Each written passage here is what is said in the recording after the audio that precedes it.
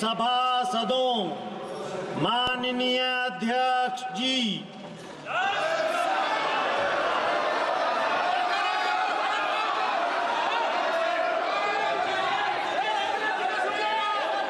माननीय सदस्यगण, item number 1 Shrimati Nirmala Sitharaman वित्त मंत्री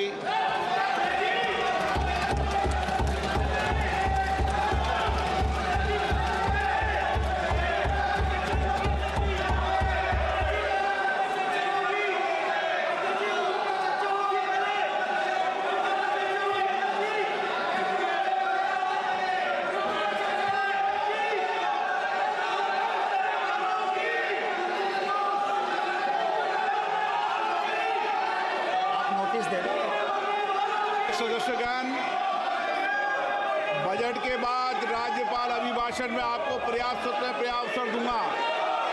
मेरा आपसे निवेदन है, नहीं माननीय अखिलेश जी, आपने संसद की मर्यादा को आप बना के रखें। कभी बजट भाषण के अंदर इस तरीके का नहीं हुआ, ये उचित नहीं है, ये उचित नहीं है। अखिलेश जी प्लीज, मैं आपको मौका दूंगा राज्यपाल अभिभाषण पे, प्लीज। नो, ये तरीका ठीक नहीं है। No,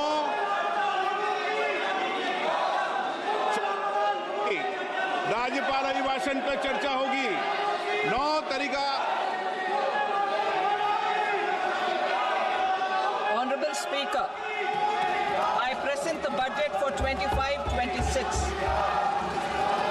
This budget continues our government's efforts to A. Accelerate growth, B. Secure inclusive development, C. Invigorate private sector investments, D. Uplift household sentiments, and E. Enhance spending power of India's rising middle class. Together, we embark on a journey to unlock our nation's tremendous potential for greater prosperity and global positioning under the leadership of Honorable Prime Minister Shri Narendra Modi. As we complete the first quarter of the 21st century, continuing geopolitical headwinds suggest lower global economic growth over the medium term. However, our aspiration for a Vikasit Bharat inspires us, and the transformative work we have done during our government's first 2 terms guides us to march forward resolutely. Our economy is the fastest growing among all major economies. Our development track record for the past 10 years and structural reforms have drawn global attention. Confidence in India's capability and potential has only grown in this period. We see the next 5 years as a unique opportunity to realize Sabka Vikas, stimulating balanced growth of all regions. The great Telugu poet and playwright Gurujada Appa Rao had said, "Deshamante matti kadoy, deshamante manushuloy," meaning a country is not just its soil, a country is its people.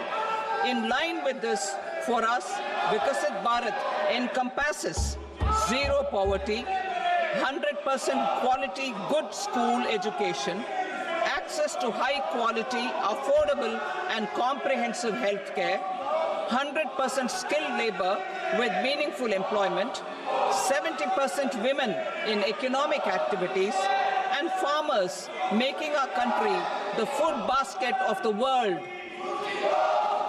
In this budget, the proposed development measures span 10 broad areas focusing on Garib, youth, Annadata and Nari, spurring agricultural growth and productivity, building rural prosperity and resilience, taking everyone together on an inclusive growth path, boosting manufacturing and furthering Make in India, supporting MSMEs, enabling employment-led development, investing in people, economy, and innovation, securing energy supplies, promoting exports, and nurturing innovation. For this journey of development, our four powerful engines are agriculture, MSME, investments, and exports. The fuel, our reforms, our guiding spirit, inclusivity, and the destination, Vikasit Bharat. This budget aims to initiate transformative reforms across 6 domains. During the first 5 years, these will augment our growth potential and global competitiveness. The domains are taxation, power sector, urban development, mining, financial sector, and regulatory reforms. Agriculture as the first engine. Now I move to specific proposals, beginning with agriculture as the first engine.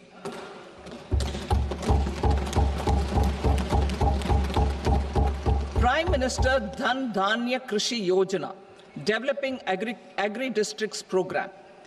Motivated by the success of the Aspirational District Program, our government will undertake a Prime Minister Dhan Dhanya Krishi Yojana in partnership with states. Through the convergence of existing schemes and specialized measures, the program will cover 100 districts with low productivity, moderate crop intensity, and below average credit parameters. It aims to 1. Enhance agricultural productivity, 2.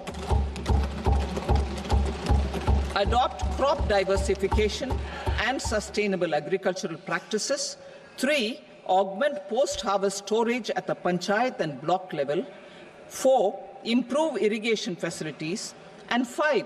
Facilitate availability of long-term and short-term credit. This program is likely to help 1.7 crore farmers. Building rural prosperity and resilience. A comprehensive multi-sectoral rural prosperity and resilience program will be launched in partnership with the states. This will address underemployment in agriculture through skilling, investment, technology, and invigorating the rural economy. The goal is to generate ample opportunities in rural areas so that migration is an option but not a necessity. The program will focus on rural women, young farmers, rural youth, marginal and small farmers, and landless families. The details are in Annexure A. Domestic best practices will be incorporated, and appropriate technical and financial assistance will be sought from multilateral development banks. In Phase 1, 100 developing agri-districts will be covered. Atmanirbharta in pulses. Our government is implementing the National Mission for Edible Oilseed for achieving Atmanirbharta in edible oils. Our farmers have the capability to grow enough for our needs and more. 10 years ago, we made concerted efforts and succeeded in achieving near self-sufficiency in pulses. Farmers responded to the need by increasing the cultivated area by 50%, and government arranged for procurement and remunerative prices. Since then, with rising incomes and better affordability, our consumption of pulses has increased significantly. Our government will now launch a 6-year mission for Atmanirbharta in pulses with a special focus on Tuar, Urad, and Masoor. Details are in Annexure B. Central agencies such as NAFED and NCCF will be ready to procure these 3 pulses as much as offered during the next 4 years from farmers who register with these agencies and enter into agreements. Comprehensive program for vegetables and fruits. It is encouraging that our people are increasingly becoming aware of their nutritional needs. It is a sign of a society becoming healthier. With rising income levels, the consumption of vegetables, fruits, and Shri Anna is increasing significantly. A comprehensive program to promote production, efficient supplies, processing, and remunerative prices for farmers will be launched in partnership with the states. Appropriate institutional mechanisms for implementation and participation of farmer producer organizations and cooperatives will be set up. Makhana board in Bihar. For this, there is a special opportunity for the people of Bihar. A Makhana board will be established in the state to improve production, processing, value addition, and marketing of Makhana. The people engaged in these activities will be organized into FPOs. The board will provide hand-holding and training support to Makhana farmers and will also work to ensure they receive the benefits of all relevant government schemes. A national mission on high-yielding seeds will be launched, aimed at 1. Strengthening research ecosystem, 2. Targeted development and propagation of seeds with high yield, pest resistance, and climate resilience, and 3. Commercial availability of more than 100 seed varieties released since July 2024. India ranks second largest globally in fish production and aquaculture. Seafood exports are valued at 60,000 crore rupees. To unlock the untapped potential of the marine sector, our government will bring in an enabling framework for sustainable harnessing of fisheries from Indian exclusive economic zone and high seas, with a special focus on the Andaman and Nicobar and Lakshadweep Islands. For the benefit of lakhs of cotton growing farmers, I am pleased to announce a mission for cotton productivity. This 5-year mission will facilitate significant improvements in productivity and sustainability of cotton farming and promote extra long staple cotton varieties. The best of science and technology support will be provided to farmers.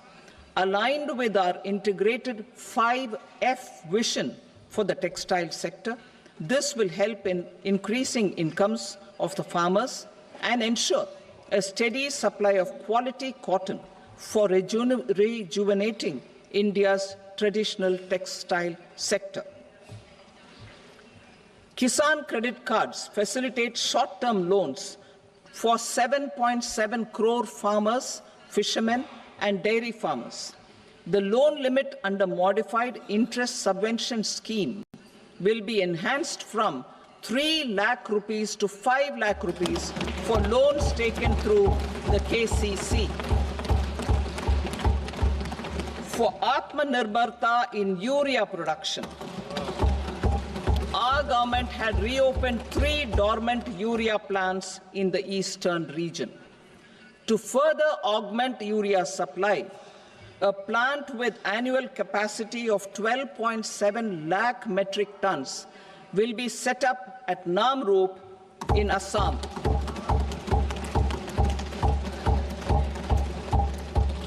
India Post, with 1.5 lakh rural post offices, complemented by the India Post Payment Bank and a vast network of 2.4 lakh Dak Sevaks, will be repositioned to act as a catalyst for the rural economy. Details are at Annexure C. India Post will also be transformed as a large public logistics organization.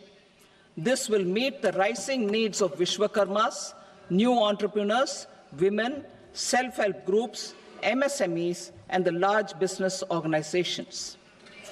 Our government will provide support to NCDC for its lending operations for the cooperative sector. MSMEs as the second engine. Now I move to MSMEs as the second engine, which encompasses manufacturing and services with a focus on MSMEs numbering 5.7 crores. Currently, over 1 crore registered MSMEs, employing 7.5 crore people and generating 36% of our manufacturing, have come together to position India as a global manufacturing hub. With their quality products, these MSMEs are responsible for 45% of our exports. To help them achieve higher efficiencies of scale, technological upgradation, and better access to capital, the investment and turnover limits for classification of all MSMEs will be enhanced to 2.5 and 2 times respectively. This will give them the confidence to grow and generate employment for our youth. The details are given in Annexure D. To improve access to credit, the credit guarantee cover will be enhanced. First, for micro and small enterprises from 5 crore to 10 crore rupees, leading to additional credit of 1.5 lakh crores in the next 5 years. Second, for startups from 10 crore rupees to 20 crore rupees, with the guarantee fee being moderated to 1% for loans in 27 focus sectors which are important for Atmanirbhar Bharat. And for well-run exporter MSMEs, for term loans up to 20 crore rupees. Also for the micro enterprises, we will introduce customized credit cards with a 5 lakh rupee limit for micro enterprises registered on Udyam portal. In the first year, 10 lakh such cards will be issued. Fund of funds for startups. The alternate investment fund, AIFs, for startups have received commitments of more than 91,000 crores rupees. These are supported by the fund of funds set up with the Government of India's contribution of 10,000 crore rupees. Now, a new fund of funds with expanded scope and a fresh contribution of another 10,000 crore rupees will be set up. A new scheme will be launched for 5 lakh women, scheduled castes and scheduled tribes, first-time entrepreneurs. This will provide term loans up to 2 crore rupees during the next 5 years. The scheme will incorporate lessons from the successful Stand Up India scheme. Online capacity building for entrepreneurship and managerial skills will also be organized. Measures for labor-intensive sectors. To promote employment and entrepreneurship opportunities in labor-intensive sectors, our government will undertake specific policy and facilitation measures. To enhance the productivity, quality, and competitiveness of India's footwear and leather sector, a focused product scheme will be implemented. The scheme will support design capacity, component manufacturing, and machinery required for production of non-leather quality footwear, besides the support for leather footwear and products.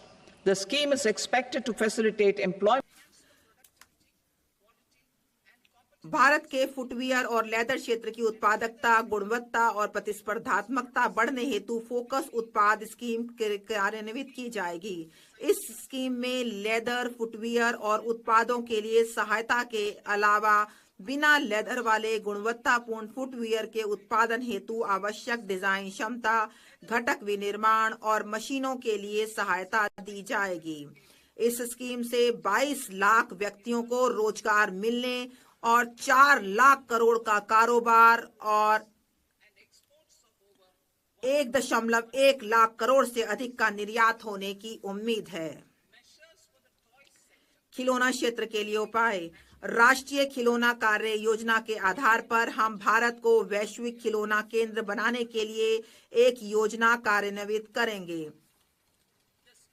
इस योजना में क्लस्टरों, कौशलों और ऐसे विनिर्माण ecosystem के विकास पर जोर दिया जाएगा जिसके परिणाम स्वरूप उच्च गुणवत्ता वाले ऐसे अनूठे, नवीन और पर्यावरण अनुकूल खिलौने मिलेंगे जो मेड इन इंडिया ब्रांड का प्रतिनिधित्व करेंगे।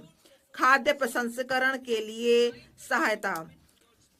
पूर्वोदय में हमारी प्रतिबद्धता के अनुरूप हम बिहार में राष्ट्रीय प्रौद्योगिकी उद्यमशीलता और प्रबंधन संस्थान स्थापित करेंगे। इस संस्थान से पूरे पूर्वी क्षेत्र में खाद्य प्रसंस्करण कार्यकलापों को पुरजोर बढ़ावा मिलेगा। इसके परिणाम स्वरूप एक, किसानों के उत्पादों के मूल्य संवर्धन के माध्यम से उनकी आमदनी बढ़। Framework for central ministries and states. Details are in Annexure E.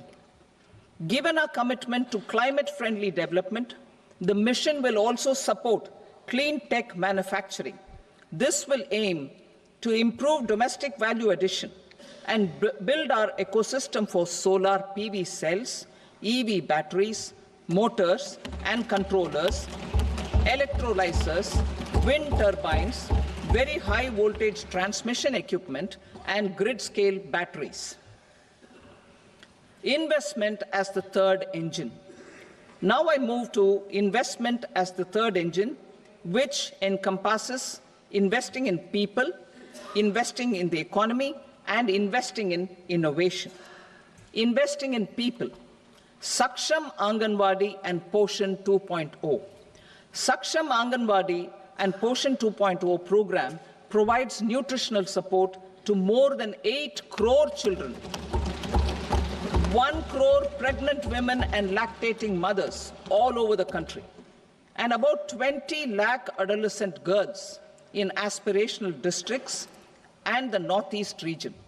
The cost norms for these nutritional support will be enhanced appropriately. Atal Tinkering Labs. 50,000 Atal Tinkering Labs will be set up in government schools in the next 5 years to cultivate the spirit of curiosity and innovation and foster a scientific temper among young minds. Broadband connectivity to government secondary schools and PHCs. Broadband connectivity will be provided to all government secondary schools and primary health centers in rural areas under the BharatNet project. Bharatiya Bhasha Pustak Scheme. We propose to implement a Bharatiya Bhasha Pustak scheme to provide digital form Indian language books for schools and for higher education. This aims to help students understand their subjects better and in their language. National Centers of Excellence for Skilling. Building on the initiative announced in the July 24 budget, 5 national centers of excellence for skilling will be set up with global expertise and partnerships to equip our youth with the skills required for Make for India, Make for the World manufacturing. The partnership will cover curriculum design, training of trainers, and a skills certification framework and periodic reviews. Expansion of capacity in IITs. Total number of students in 23 IITs has increased 100% from 65,000 to 1.35 lakh in the past 10 years.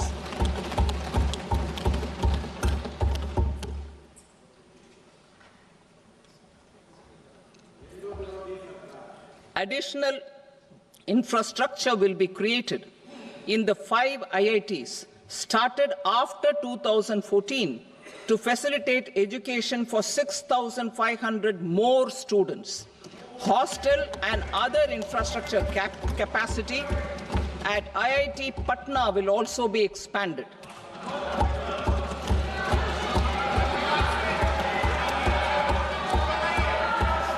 Center of Excellence.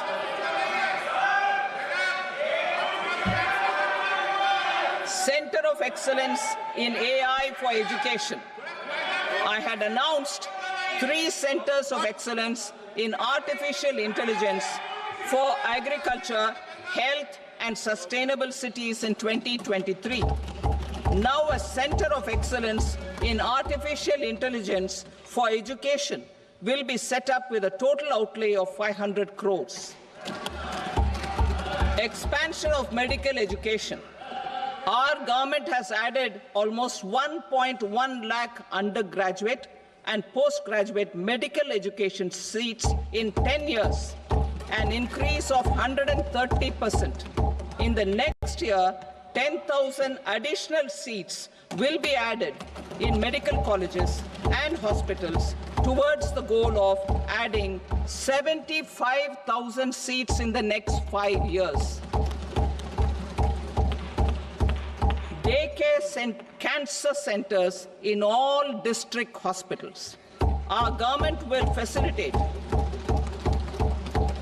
setting up of daycare cancer centers in all district hospitals in the next 3 years. 200 centers will be established in 25-26 itself. Strengthening urban livelihoods. Our government has been giving priority to assisting urban poor and vulnerable groups. A scheme for socio-economic upliftment of urban workers will be implemented to help them improve their incomes, have sustainable livelihoods, and a better quality of life. PM Swanidhi scheme has benefited more than 68 lakh street vendors, giving them respite from high-interest informal sector loans. Building on this success, the scheme will be revamped with enhanced loans from banks, UPI-linked credit cards with 30,000 rupees limit, and capacity building support. Social Security Scheme for welfare of online platform workers. Gig workers of online platforms provide great dynamism to the new age services economy. Recognizing their contribution, our government will arrange for their identity cards and registration on the e-Shram portal. They will be provided healthcare under PM Jan Arogya Yojana. This measure is likely to assist nearly 1 crore gig workers.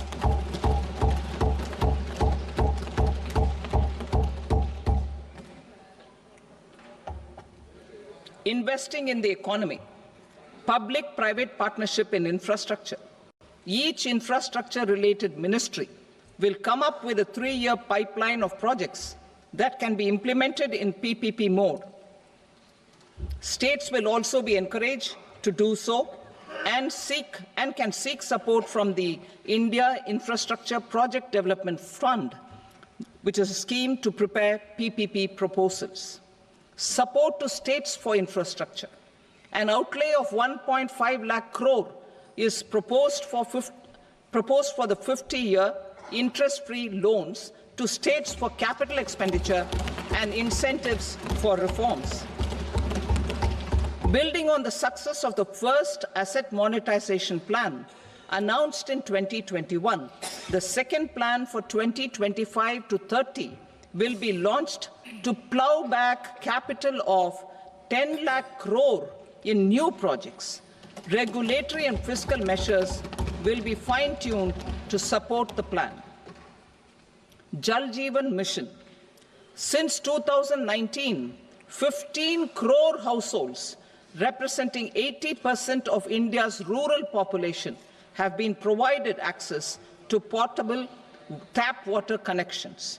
To achieve 100% coverage, I am pleased to announce the extension of this mission until 2028 with an enhanced total outlay.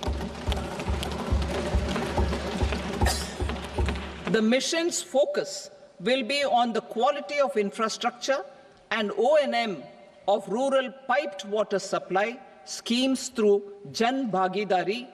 A separate MOU or separate MOUs will be signed with the states and union territories to ensure sustainability and citizen-centric water services delivery. Urban sector reforms. Building on the July budget proposals, urban sector reforms related to governance, municipal services, urban land and planning will be incentivized. Urban Challenge Fund. The government will set up an Urban Challenge Fund of 1 lakh crore rupees to implement the proposals for cities as growth hubs, creative redevelopment of cities, and for water and sanitation purposes announced in the July budget.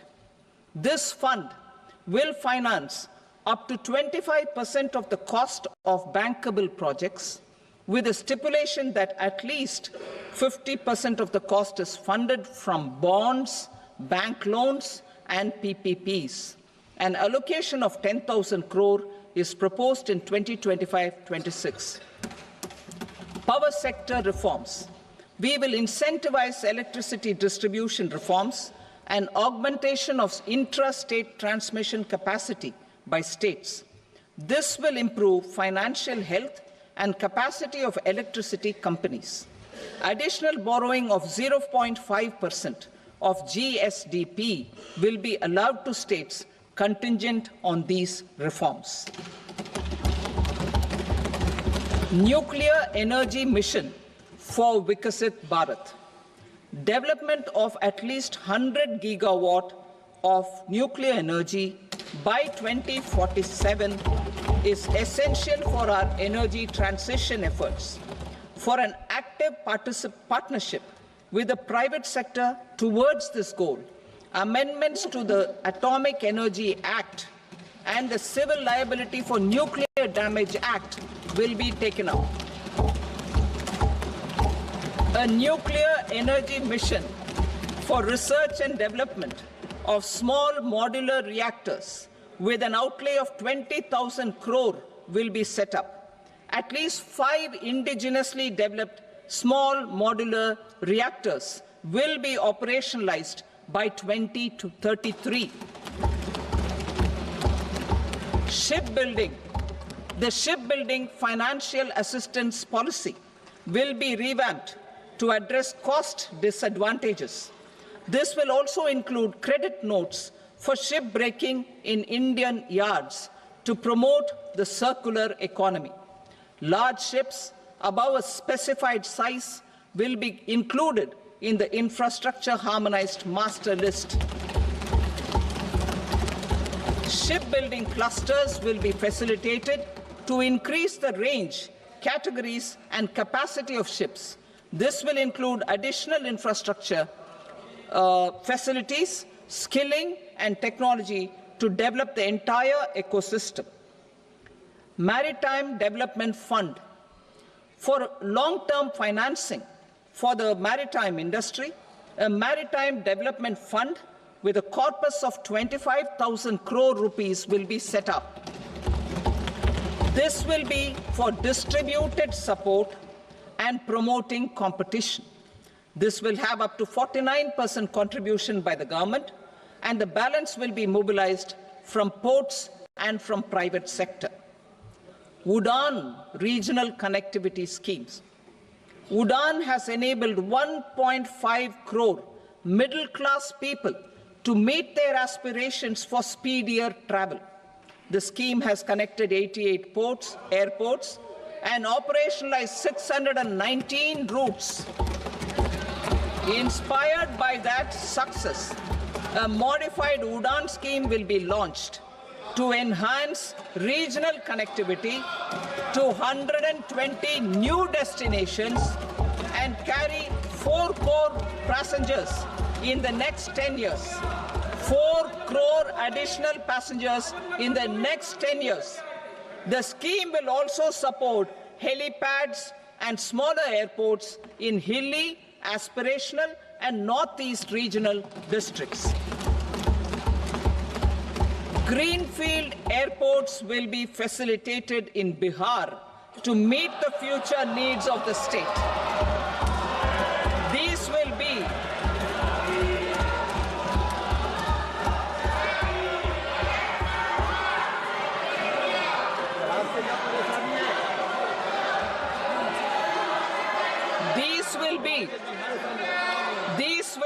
in addition to the expansion of the capacity of Patna Airport and a brownfield airport in Beta. Western Kosi Canal project in Mithilanchal.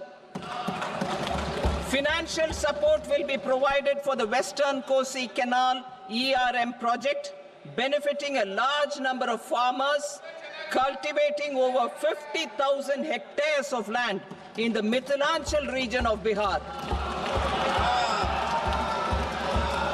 Mining sector reforms.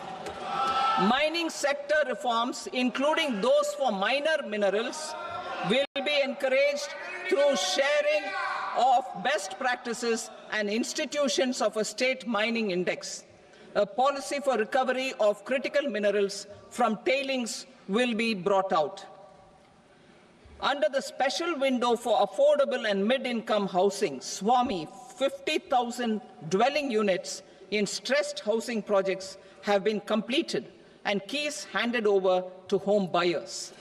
Another 40,000 units will be completed in 2025, further helping middle-class families who are paying EMIs on loans taken for apartments while also paying rent for their current dwellings.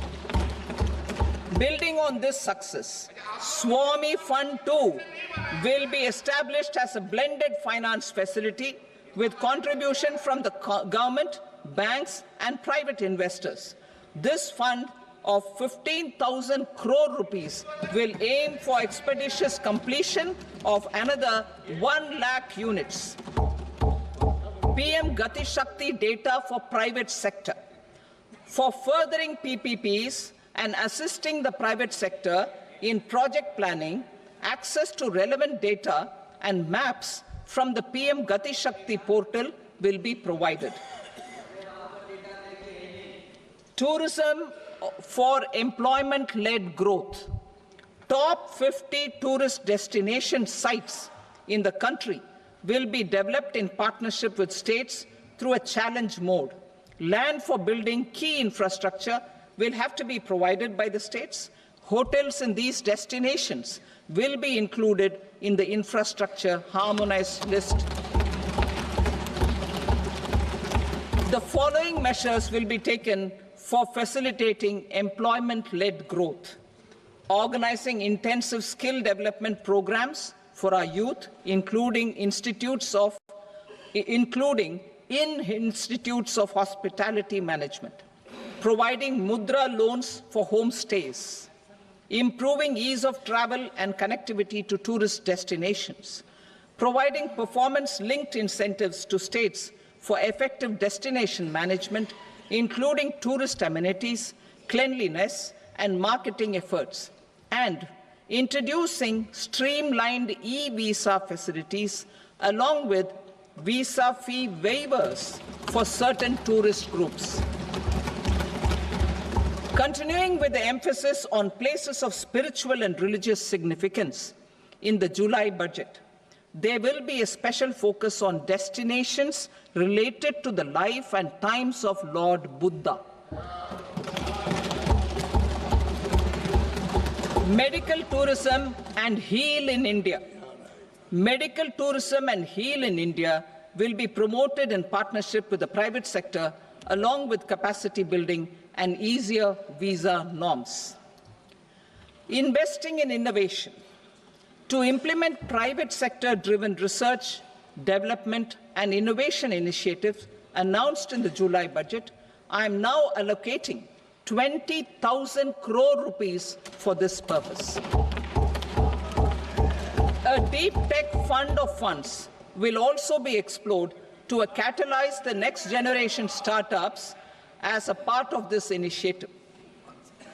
In the next 5 years, under the PM Research Fellowship Scheme, we will provide 10,000 fellowships for technological research in IITs and IISc with enhanced financial support. The second gene bank with 10 lakh germplasm lines will be set up for future food and nutritional security. This will provide conservation support to both public and private sectors for genetic resources. We will start a national geospatial mission to develop foundational geospatial infrastructure and data.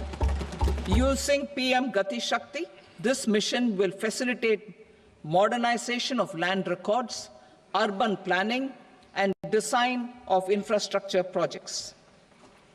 A Gyan Bharatam mission for survey, documentation, and conservation of our manuscript heritage with academic institutions, museums, libraries, and private collectors will be undertaken to cover more than 1 crore manuscripts.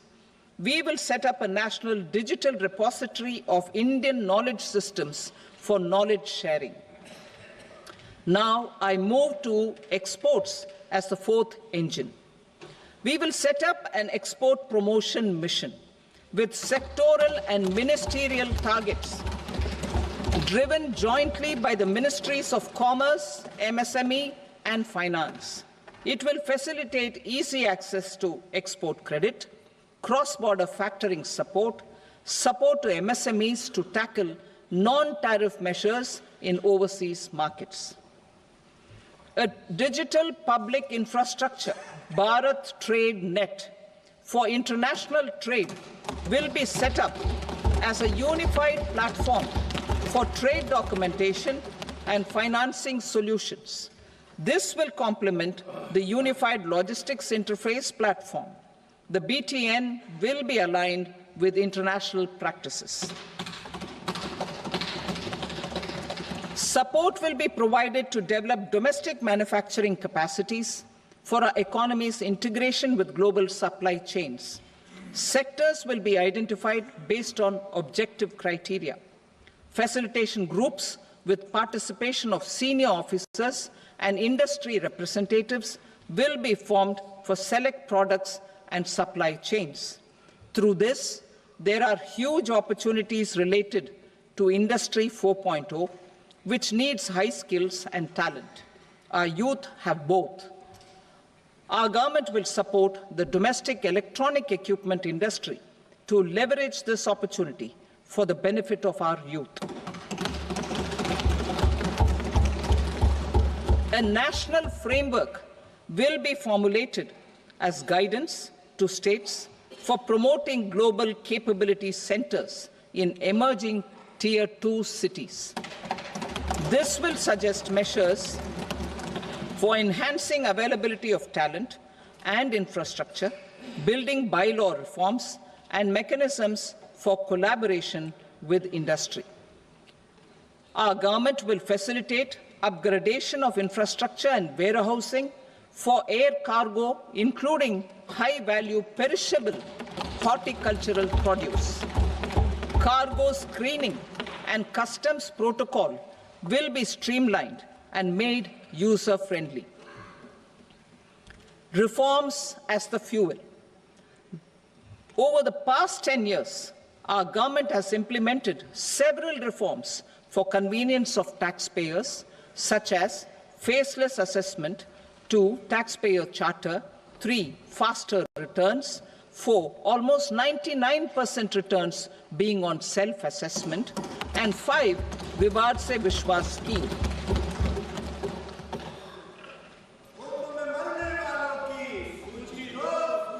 Continuing these efforts, I reaffirm the commitment of the Tax Department to trust first, scrutinize later.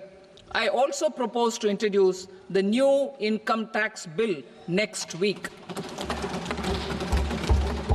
I will detail the indirect tax reforms and changes in direct taxes in Part B. Financial sector reforms. The FDI limit for the insurance sector will be raised from 74 to 100%. This enhanced limit will be available for those companies which invest the entire premium in India. The current guardrails and conditionalities associated with foreign investment will be reviewed and simplified. The services of India Post Payment Bank will be deepened and expanded in rural areas. NABFID will set up a partial credit enhancement facility for corporate bonds for infrastructure. Public sector banks will develop Grameen Credit Score Framework to serve the credit needs of SHG members and people in rural areas. A forum for regulatory coordination and development of pension products will be set up. To implement the earlier announcement on simplifying the KYC processes, the revamped Central KYC Registry will be rolled out in 2025. We will also implement a streamlined system for periodic updating. Requirements and procedures for speedy approval of company mergers will be rationalized. The scope for fast-track mergers will also be widened and the process made simpler. As proposed in the interim budget, we signed bilateral investment treaties with 2 countries in 2024 to encourage sustained foreign investment, and in the spirit of First Develop India, the current model BIT will be revamped and made more investor-friendly. In the last 10 years, in several aspects, including financial and non-financial, our government has demonstrated a steadfast commitment to ease of doing business. We are determined to ensure that our regulations must keep up with technological innovations and global policy developments. A light-touch regulatory framework based on principles and trust will unleash productivity and employment. Through this framework, we will update regulations that were made under old laws. To develop this modern, flexible, people-friendly, and trust-based regulatory framework appropriate for the 21st century, I propose 4 specific measures. A high-level committee for regulatory reforms will be set up for a review of all non-financial sector regulations, certifications, licenses, and permissions. The committee will be expected to make recommendations within a year. The objective is to strengthen trust-based economic governance and take transformational measures to enhance ease of doing business, especially in matters of inspection and compliances. States will be encouraged to join in this endeavour. An investment friendliness index of states will be launched in 2025 to further the spirit of competitive, cooperative federalism.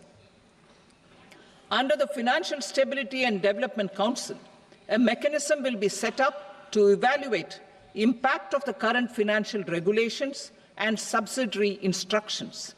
It will also formulate a framework to enhance their responsiveness and development of the financial sector.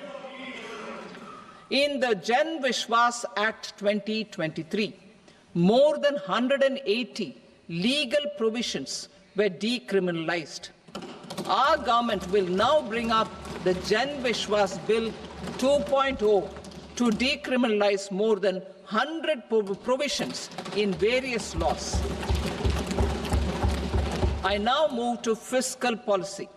In the July budget, I had committed to staying the course for fiscal consolidation. Our endeavour will be to keep the fiscal deficit each year such that central government debt remains on a declining path as a percentage of the GDP. The roadmap for the next 6 years has been detailed in the FRBM statement. Revised estimates for 2024-25. The revised estimate of the total receipts other than borrowings is 31.47 lakh crore rupees, of which the net tax receipts are 25.57 lakh crore rupees. The revised estimate of the total expenditure is 47.16 lakh crore rupees, of which the capital expenditure is about 10.18 lakh crore rupees. The revised estimate of the fiscal deficit is 4.8% of the GDP. Budget estimates for 25-26. Coming to 25-26, the total receipts other than borrowings and total expenditure are estimated at 34.96 lakh crore rupees and 50.65 lakh crore rupees respectively. The net tax receipts are estimated at 28.37 lakh crore rupees. The fiscal deficit is estimated to be 4.4% of GDP. To finance the fiscal deficit, the net market borrowings from dated securities are estimated at 11.54 lakh crore. The balance financing is expected to come from small savings and other sources. The gross market borrowings are estimated at 14.82 lakh crore rupees. I will now move to Part B. Indirect taxes. My proposals relating to customs aim to rationalize tariff structure and address duty inversion.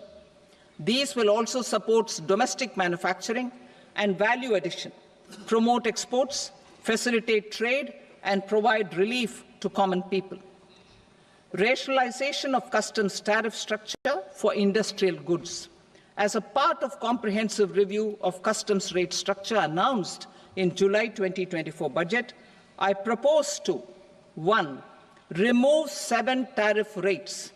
This is over and above the 7 tariff rates removed in 23-24 budget. After this,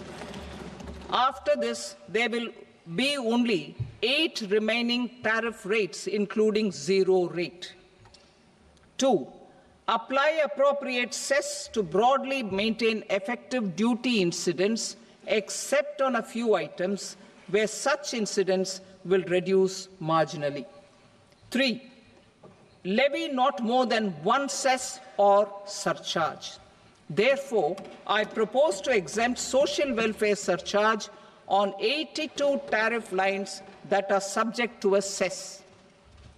I shall now take up sector-specific proposals. To provide relief to patients, particularly those suffering from cancer, rare diseases, and other severe chronic diseases, I propose to add 36 life-saving drugs and medicines to the list of medicines fully exempted from basic custom duty.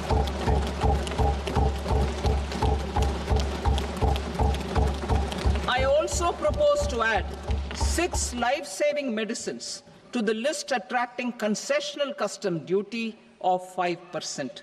Full exemption and concessional duty will also respectively apply on the bulk drugs for manufacture of the above. Specified drugs and medicines under patient assistance programs run by the pharmaceutical companies are fully exempt from BCD, provided the medicines are supplied free of cost to the patients. I propose to add 37 more medicines along with 13 new patient assistance programs. Support to domestic manufacturing and value addition. Critical minerals.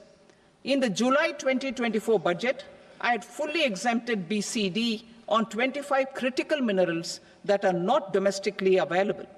I had also reduced BCD of 2 other such minerals to provide a major fillip to their processing, especially by MSMEs.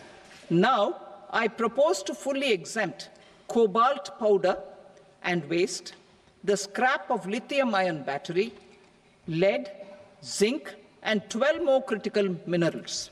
This will help secure their availability for manufacturing in India and promote more jobs for our youth.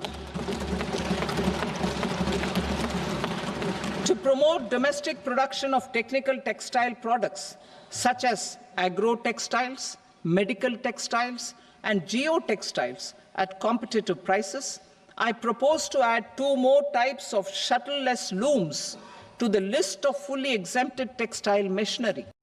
I also propose to revise the BCD rate on knitted fabrics covered by 9 tariff lines from 10 or 20 to 20% or 115 rupees per kg, whichever is higher. Electronic goods. In line with our Make in India policy and to rectify inverted duty structure, I propose to increase the BCD on interactive flat panel display from 10% to 20% and reduce the BCD to 5% on open cell and other components. In 23-24 budget, for the manufacture of open cells of LCD, LED TVs, I had reduced the BCD on parts of open cells from 5% to 2.5%. To further boost the manufacture of such open cells, the BCD on these parts will now stand exempted. Lithium-ion battery. To the list of exempted capital goods, I propose to add 35 additional capital goods for EV battery manufacturing and 28 additional capital goods for mobile phone battery manufacturing. This will boost domestic manufacture of lithium-ion batteries, both for mobile phones and for electric vehicles. Shipping sector. Considering that shipbuilding has a long gestation period, I propose to continue the exemption of BCD on raw materials, components, consumables, or parts for the manufacture of ships for another 10 years.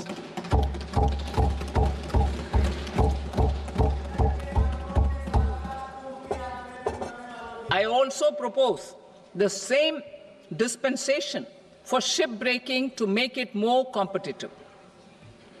Telecommunication. To prevent classification disputes, I propose to reduce the BCD from 20% to 10% on carrier-grade Ethernet switches to make it at par with non-carrier-grade Ethernet switches. Export promotion. To facilitate exports of handicrafts, I propose to extend the time period for export from 6 months to 1 year, further extendable by another 3 months if required. I also propose to add 9 items to the list of duty-free inputs. Leather sector.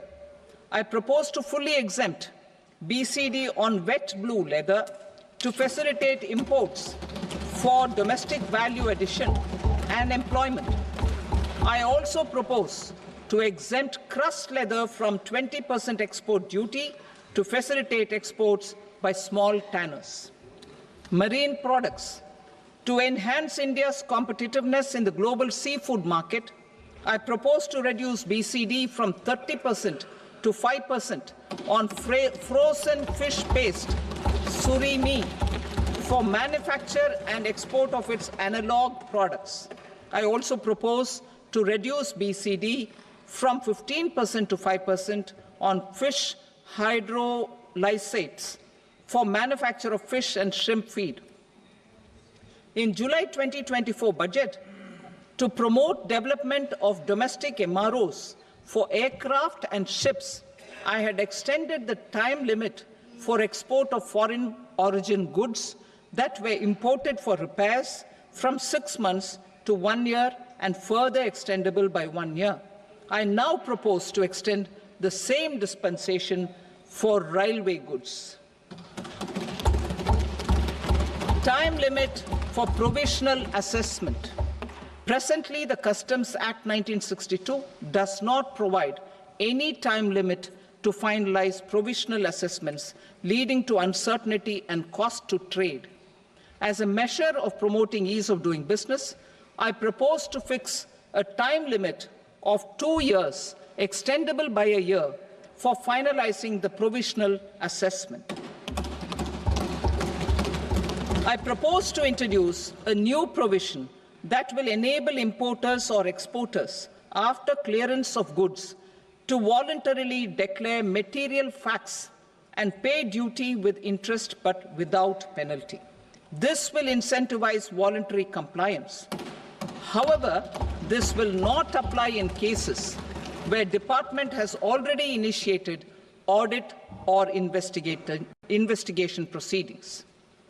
For industry to better plan their imports, I propose to extend the time limit for the end use of imported inputs in the relevant rules from 6 months to 1 year. This will provide operational flexibility in view of cost and uncertainty of supply. Further, such importers will now have to file only quarterly statements instead of a monthly statement.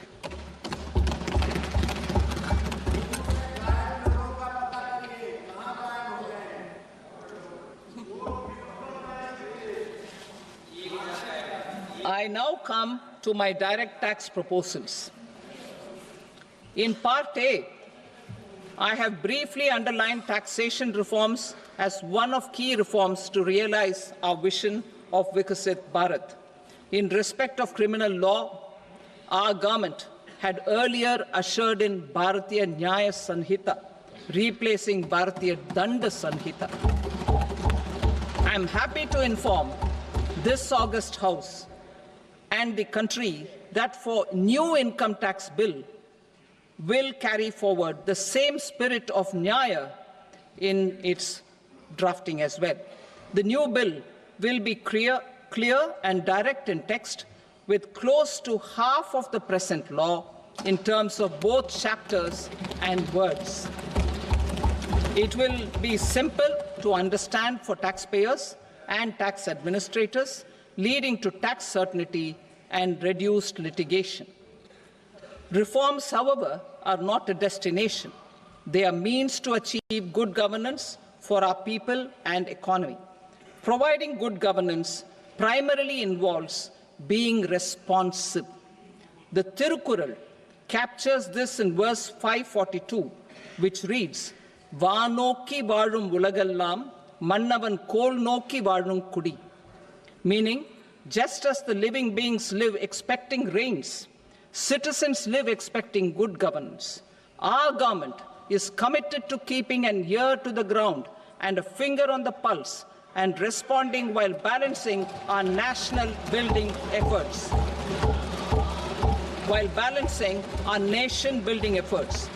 The following measures will detail just how our government will, under the guidance of PM Modi, has taken steps to understand and address.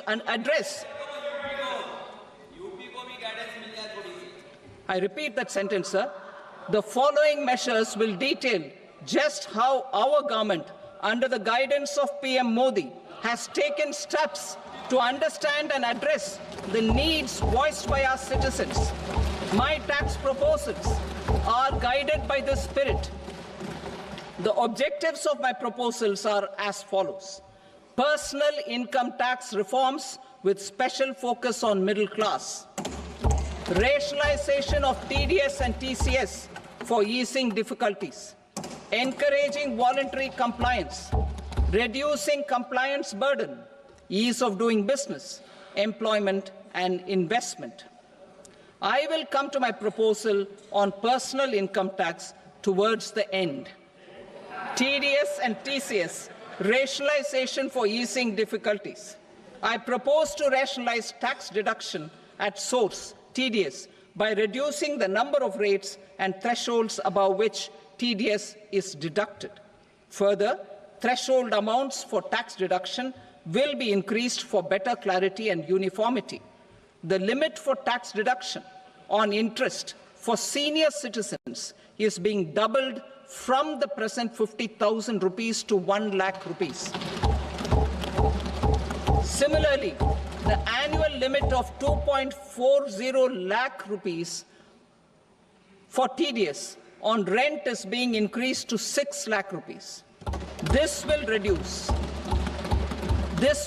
the number of transactions liable to TDS, thus benefiting small taxpayers receiving small payments.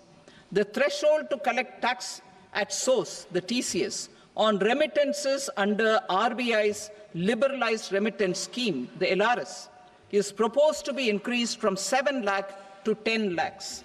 I also propose to remove TCS on remittances for education purposes, where such remittances is out of a loan taken from a specified financial institution. Both TDS and TCS are being applied on any transaction related to sale of goods.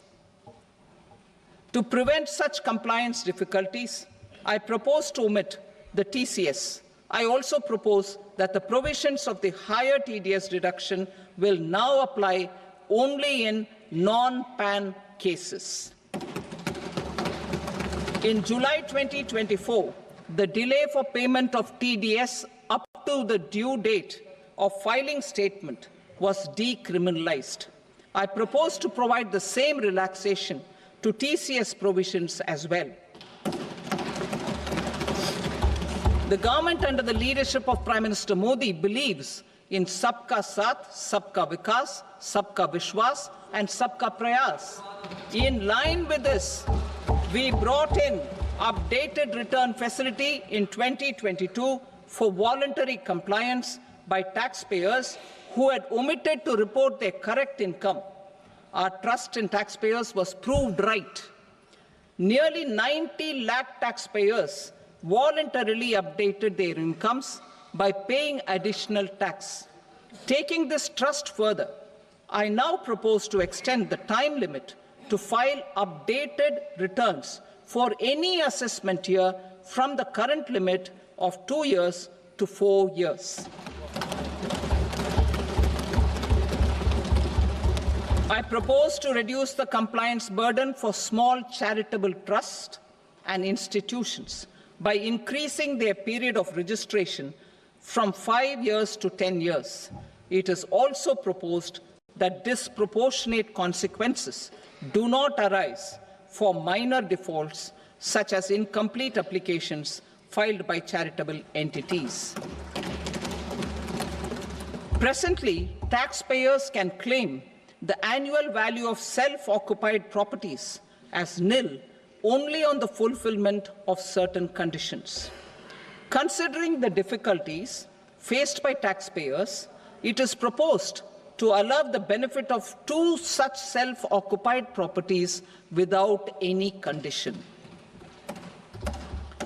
To streamline the process of transfer pricing and to provide an alternative to yearly examination, I propose to introduce a scheme for determining arm's-length price of international transaction for a block period of 3 years. This will be in line with global best practices. With a view to reduce litigation and provide certainty in international taxation, the scope of safe harbor rules is being expanded. A number of senior and very senior citizens have very old national savings schemes accounts.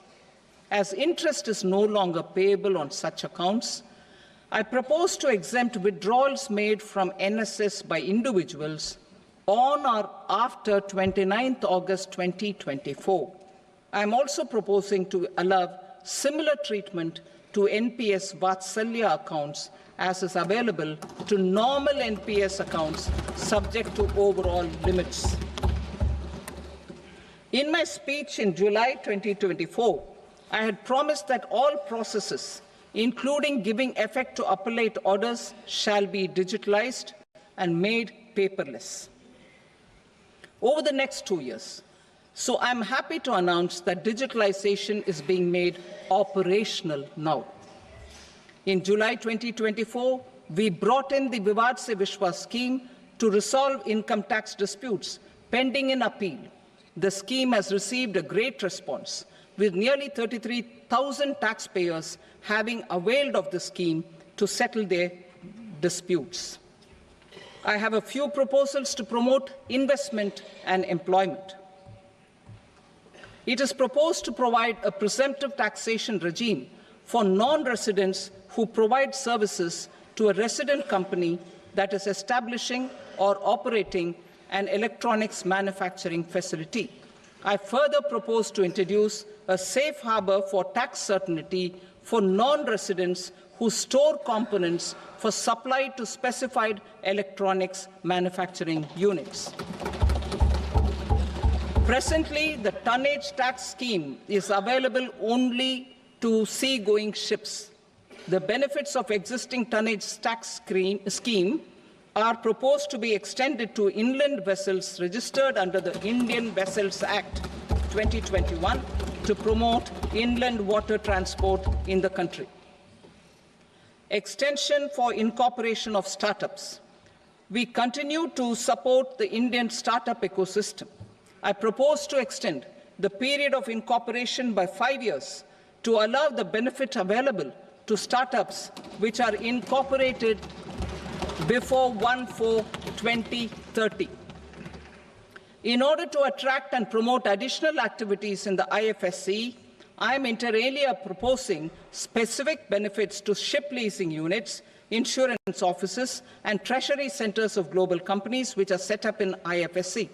Further, to claim benefits, the cut-off date for commencement in IFSC has also been extended by 5 years to 31/3/2030. Category 1 and Category 2 AIFs are undertaking investments in infrastructure and other such sectors. I propose to provide certainty of taxation to these entities on the gains from securities, to promote funding from sovereign wealth funds and pension funds to the infrastructure sector. I propose to extend the date of making an investment by 5 more years up to 31st March 2030.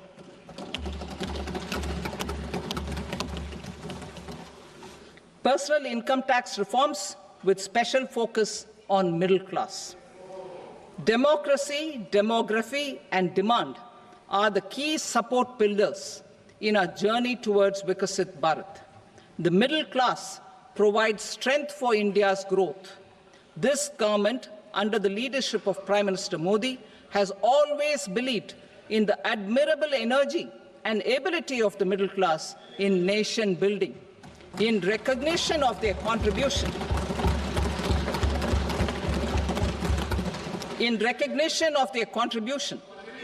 we have periodically reduced their tax burden.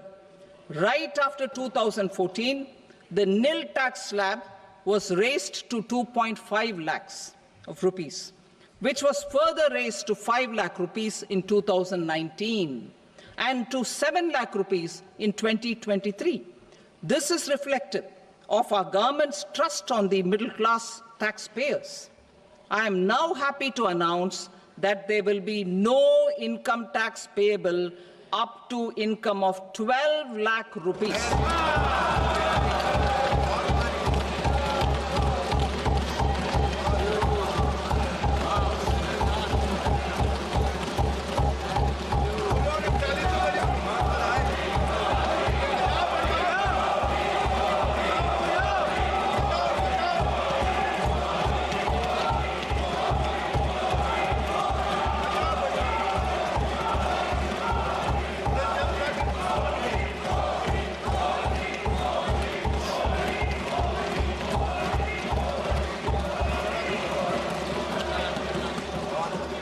So, average income of 1 lakh per month, other than the special rate income such as capital gains, under the new regime.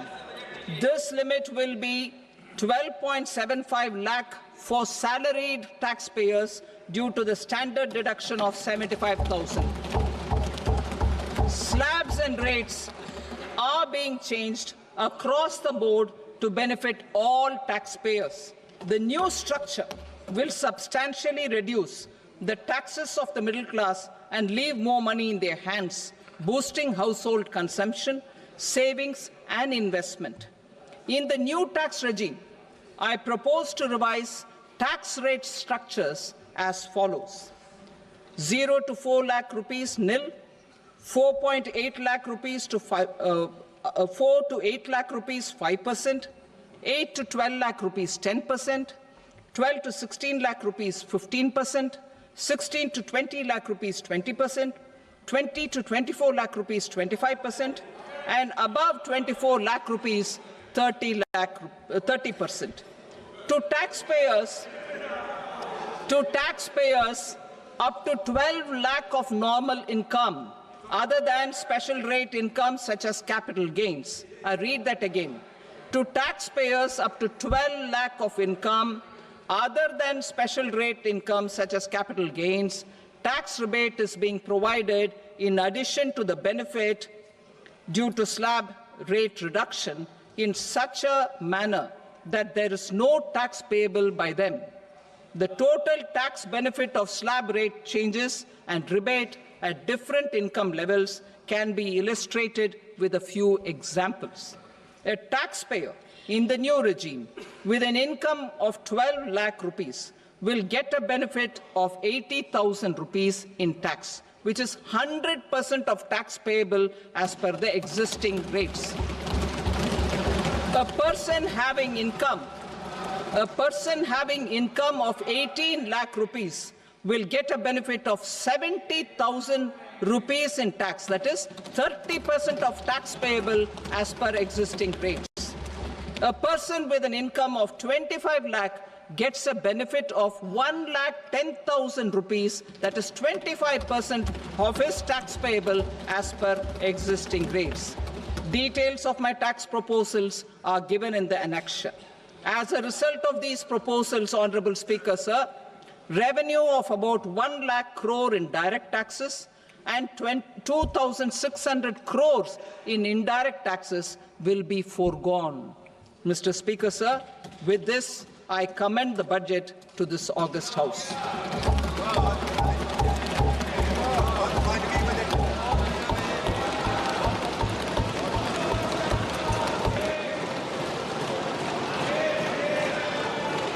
Item number 2, Srimati Nirmala Sitharaman.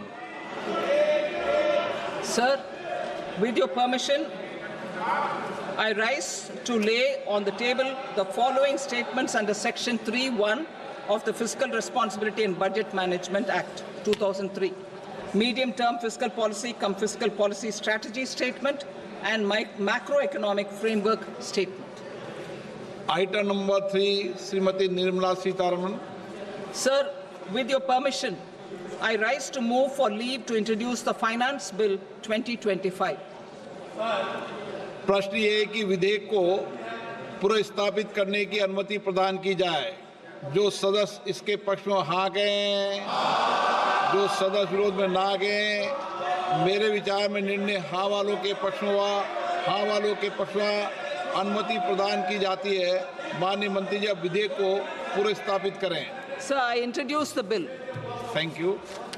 सभा की कार्रवाई सोमवार दिनांक 3 फरवरी 2025 को प्राप्त 11 बजे तक के लिए स्थगित की जाती है।